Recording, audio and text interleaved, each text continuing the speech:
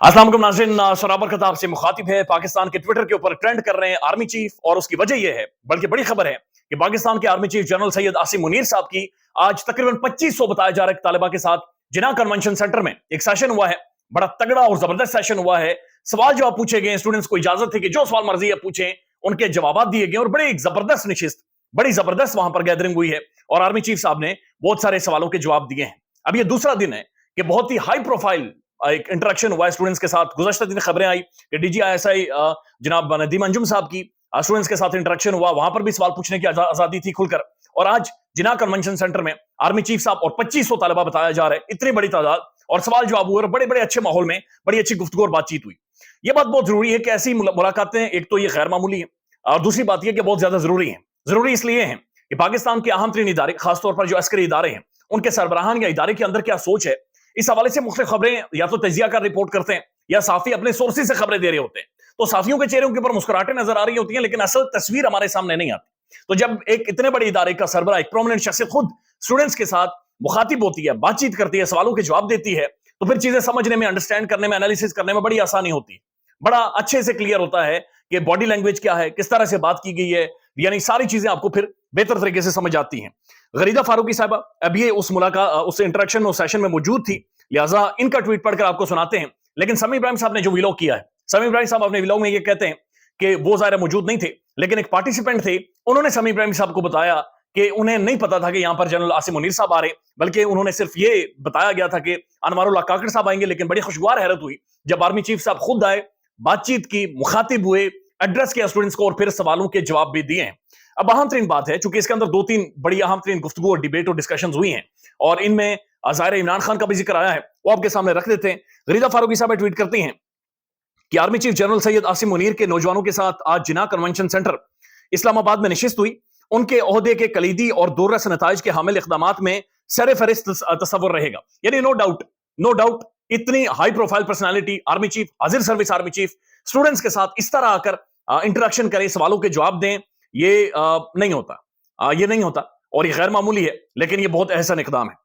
इससे कबल ऐसी मिसाल नहीं मिलती जहां पर हाजिर सर्विस आर्मी चीफ ने एक वसी और अरीज मुकाम पर मुल्क भर के यूनिवर्सिटियों के नुमाइंदगी करने वाले 2500 तालिबा और तालिबात से ऐसी सैर हासिल गुफ्तगू की है, और वो भी ऐसे मौके पर जब चंद मुट्ठी भर शरपसंद, और खैर इन्होंने उसके बाद जनाब वो सारी लिखी हुई है कि जब पाकिस्तान के अंदर इदारों के हवाले से प्रोपेगेंडा किया जा रहा हो। अब जो अहम तरीन मामला है, जो अहम तरीन नुक्ता है, जो पाकिस्तान में लाजली सोशल मीडिया पर डिस्कस हो रहा है, एक तो इस इंटरेक्शन में तमाम तर चीजों पर खुलकर बातचीत हुई है, यानी कोई चीज ढकी छुपी नहीं रही। अफगानिस्तान के मामले पर, ईरान के मामले पर, मुल्क के इंटरनल सिक्योरिटी थ्रेट्स के हवाले से, एक्सटर्नल सिक्योरिटी थ्रेट्स के हवाले से, हर चीज पर खुलकर बातचीत हुई है। पाकिस्तान की इंटरनल सियासत के ऊपर भी कुछ बातचीत हुई है, वो आपके सामने रख देते हैं। अफगानिस्तान के मामले पर आर्मी चीफ ने पूरा लहजे में कहा कि मेरे एक भी पाकिस्तानी की जिंदगी अगर खतरे में आती है तो अफगानिस्तान बी डैम्ड, यानी कि अफगानिस्तान को फिर इसके नताइज भुगतने पड़ेंगे। आपको याद होगा इससे पहले army chief general Asim Munir साहब की एक वीडियो आई थी जहां पर एक बच्ची ने शिकायत की थी कि जनाब वडेरा पानी छोड़ देता है, और उस वडेरे को फिर पैगाम पहुंच गया था। उस वडेरे को फिर उन्होंने बता दिया था, उंगली का इशारा करके उसे पैगाम दे दें कि अब पानी ना छोड़े, ये ना हो कि फिर पानी ना छोड़े, तो यकीनी तौर पर उस पूरे गांव के लिए आसानियां हुई होंगी। अब आगे वो लिखती हैं कि ईरान के मामले पर कहा कि ईरान बरादर इस्लामी मुल्क है, लेकिन किसी को हम बैक स्टेप करने की इजाजत नहीं देंगे। हम अपनी खुद मुख्तारी सलामती पर कोई समझौता नहीं करेंगे। सियासत के मामले पर, अभी ये सियासी मामला बहुत ज्यादा अहम है, चूंकि ये सबसे ज्यादा डिस्कस होता है। सियासत के मामले पर एक सवाल जिसका जवाब नौजवान ने जिसका जवाब दिया, नौजवान ने कहा, अच्छा ये लिख रही हैं कि सियासत के मामले पर एक सवाल जिसका जवाब नौजवान ने कहा कि वो आर्मी चीफ से ही लेना चाहते हैं। यानी एक नौजवान ने इंसिस्ट किया कि मैं इसका जवाब सिर्फ और सिर्फ army chief general Asim Munir साहब से लेना चाहता हूं। सवाल यह था कि जनाब आर्मी चीफ से लेना चाहता हूं। आर्मी चीफ ने कहा कि तमाम सियासत का मकसद पावर है। आर्मी चीफ ने कहा कि मैं DGMI रह चुका हूं, DGISI रहा हूं, मैंने तमाम सियासी जमातों, सियासतदानों से इंटरेक्शन कर रखा है, इन सबको जानता भी हूं। अब यह अहम तरीन मामला है कि पाकिस्तान के आर्मी चीफ ये कह रहे हैं कि बतौर पाकिस्तान के प्रोमिनेंट इंटेलिजेंस इदारों के सरबराह के तौर पर ये तमाम तर सियासतदानों से मिलते रहे और ये तमाम तर सियासतदानों को जानते हैं, ये उनके बारे में सब कुछ जानते हैं। अवाम उन्हें उसे मुंतखब करे जो अवाम के काम आए। एक तालिबा के सवाल पर कि आप मुंतखब हुकूमतों को मुद्दत पूरी क्यों नहीं करने देते, अब यह अहम तरीन सवाल है कि एक तालिबा ने सवाल किया कि आप मुंतखब हुकूमतों को मुद्दत पूरी क्यों नहीं करने देते। लेकिन पाकिस्तान की तारीख में आज तक वज़ीर आज़म अपनी मुद्दत क्यों नहीं पूरी कर सका, 5 साल क्यों एक पाकिस्तान का सियासतदान अपने ओहदे पर नहीं रह सका और उसकी हुकूमत गिरा दी जाती है। इस पर जो जवाब है اب یہ بڑا انٹرسٹنگ ہے. آرمی چیف نے کہا کہ اگر کوئی ملک کے ٹکڑے کرنے لگا ہو, ملک کو بیچنے لگا ہو, کیا پھر بھی اسے 5 سال مدت پوری کرنے دی جائے؟ آگے کوشچن مارک ہے. اب یہ ایک اہم ترین معاملہ ہے کہ پاکستان کا ایک سب سے پرومیننٹ پرسنالٹی, سب سے باخبر پرسنالٹی جو سارے معاملات کو جانتی ہیں, آرمی چیف یہ بات کر رہے ہیں کہ جناب جو ملک کے ٹکڑے کرنے لگا ہو یا ملک کو بیچنے لگا ہو تو پھر ایسے بندے کو کیسے ہم حکومتیں پوری کرنے دیں؟ تو پاکستان میں کس کس کی حکومتیں گری ہیں؟ خان کی حکومت گری ہے, معاشری صاحب کی حکومت گری ہے, بینظیر کی حکومت گری ہے. تو کسی نے بھی سیاستدان نے اپنی مدت نہیں پوری کی. تو ماضی میں جن جن کی حکومتیں گری ہیں تو یعنی ظاہر ہے پھر ان کے حوالے سے بات چیت ہو رہی ہے کہ کیسے ملک ٹوٹنے کی اجازت دے دیں, یا پھر کیسے ہم ایسے لوگوں کو اپنی مدت پوری کرنے دے دیں جو ملک کو بیچنے لگا ہو, اسے کیسے مدت پوری کرنے دے دیں. تو یعنی کہ جو پولیٹیشنز ہیں ان کے اندر یقینی طور پر ایسے موجود ہیں کہ جنہوں نے یا تو ملک توڑنے کی کوشش کی ہے, اور ظاہر 1971 میں ہم نے دیکھا کہ پاکستان دو لخت ہوا ہے, یا پھر کسی نے پاکستان بیچنے کی کوشش کی ہے. تو یہ دو اہم ترین باتیں انہوں نے کی ہیں.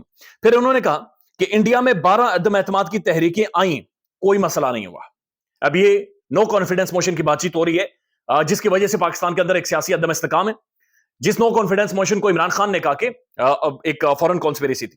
آرمی چیف صاحب نے کہا کہ انڈیا کے اندر 12 عدم اعتماد کی تحریکیں آئی, کوئی مسئلہ نہیں ہوا. برطانیہ میں 3 وزرائے اعظم تبدیل ہوئے, کوئی مسئلہ نہیں ہوا.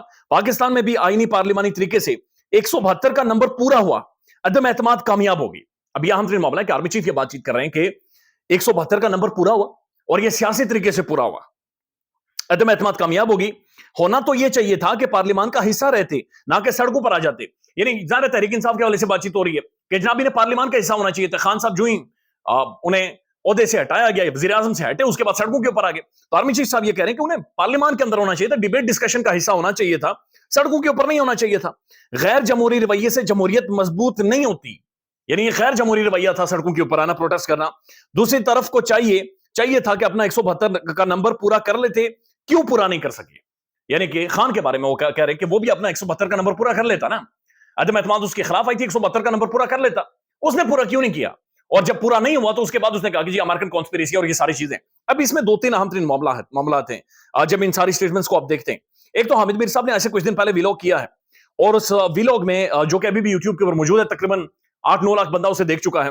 اب جو 1971 میں پاکستان دو لخت ہوا تھا, اس بارے میں حامد میر صاحب اپنے ویلاگ میں یہ ذکر کر رہے ہیں, باقاعدہ سے کھل کر بات چیت کر رہے ہیں کہ جناب یہ سیاستدانوں نے نہیں توڑا تھا 1971 میں. وہ انہوں نے مختلف کتابوں کے حوالے بھی دیے ہیں, بات چیت بھی کر رہے ہیں, گفتگو کر رہے ہیں, لیکن بہرحال وہ یہ کہہ رہے ہیں کہ وہ سیاستدانوں نے نہیں توڑا تھا, بلکہ جنرل ایوب خان کو وہ اس کا ذمہ دار ٹھہرا رہے.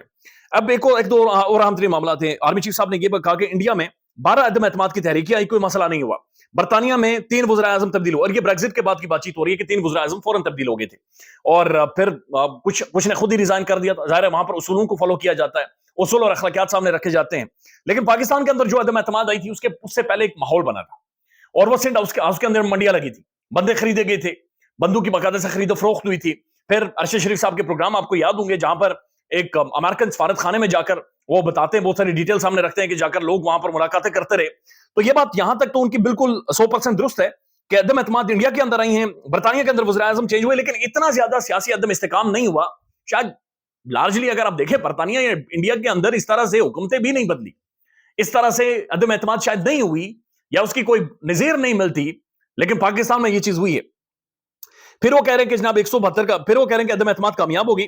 ہونا تو یہ چاہیے تھا کہ پارلیمان کا حصہ رہتے, نہ کہ سڑکوں پر آتے. اب یہ بات ٹھیک ہے, عمران خان صاحب کے پاس 2 اسمبلیز تھی, پنجاب تھا, خیبر پختونخوا تھا, پھر GB تھا, اور پھر کشمیر بھی ان کے پاس تھا. سب یہی کہتے ہیں, تجزیہ کار بھی یہ کہتے ہیں عمران خان کو پارلیمنٹ نہیں چھوڑنا چاہیے تھا. لیکن مسئلہ یہ کہ پارلیمنٹ چھوڑنا بھی تو غیر قانونی نہیں ہے, پارلیمنٹ چھوڑنا بھی تو غیر آئینی نہیں ہے. اب یہی بات جو قاضی فائز صاحب ہیں انہوں نے بھی کچھ دن پہلے کی ہے. انہوں نے کہا کہ جناب جنہوں نے پارلیمان چھوڑا ہے, کیا انہوں نے عوام سے پوچھا تھا؟ عوام سے پوچھا تھا کہ میرے پاس آپ کا مینڈیٹ ہے اور میں پارلیمان چھوڑ رہا ہوں, اور میں پارلیمان چھوڑ کر سائڈ پر جا رہا ہوں.